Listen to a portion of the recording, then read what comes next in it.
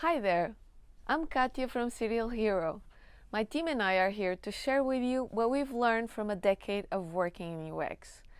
We hope it's useful for you in your path to becoming a successful UX designer, or in case you already are one, to be even better. In this video, I'm going to talk about options available for UX education and what to expect of a curriculum depending on where you're starting. UX is a profession that has increased in popularity in the last few years. As a result, you have an overwhelming offer of UX courses, and it's hard to choose. Some options are pricey, some are inexpensive, some are credited, others are like boot camps. In any case, you'll be making an investment, whether it's your time or your money, with no guarantees that it will pay off. If you're starting young and you're new to the field, you might go for the reviews in forums, the prestige of the institutions, and the certificates. If you're changing careers and going into UX later in your life, you might be going for the specific fields that you need to get better at. Either way, here are the most important fields in UX. Are you ready? Design, psychology, development, and usability. Don't worry, you don't have to be an expert in each field in order to do UX. Just know the basics. Look at them as prerequisites for the job. Depending on your background, you might have expertise in one or more of these fields. If that's the case, it's good for you. So where can you find an education that covers all these topics? The answer is most likely nowhere. I think it's hard to be prepared for this job with just one single course or program. There isn't like a perfect option, but rather like semi-perfect ones that you can combine. I can tell you this because I've been an instructor at General Assembly, and it's super hard to condense all these fields into one course. You need to cover the basics well. Everything after that will be so much easier. Let's look closely at these fields. Number 1, design. If you're not a designer, you should look for the fundamentals. And the roots of design go back to German Bauhaus school. They introduce principles like form follows function. You've probably heard of this. Don't get lost in the topic though. The idea is to get the philosophy of design and to learn how to achieve it. If you are a designer, you should look for the specific design methods used in UX. Things like storyboarding, wireframing, and prototyping.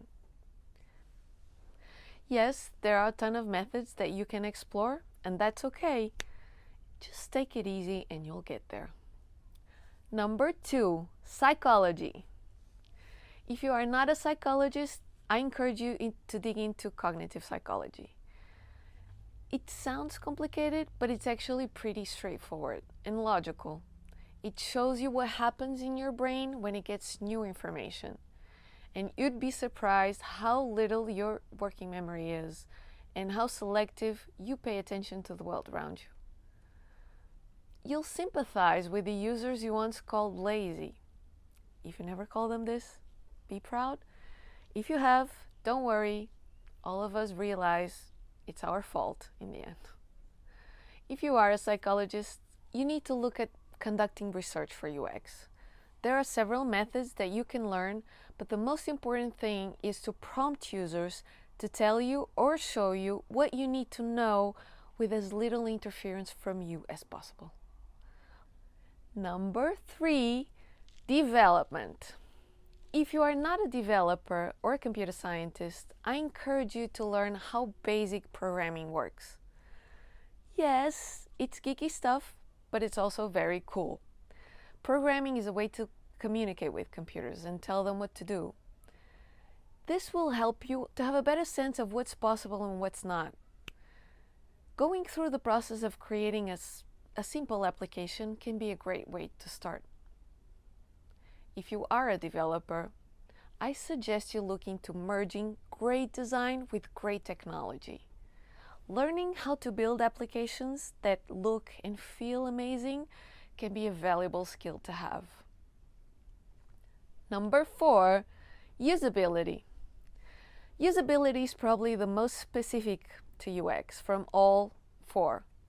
It goes back to Don Norman and Jakob Nielsen, who came up with heuristics like affordances, visibility, and feedback. It will give you the tools to design experiences that feel natural and easy, and attract people to technology instead of, running away from it. You'll also have methods to test your products with your not so lazy after all users. If you are familiar with usability, my advice would be to look at case studies.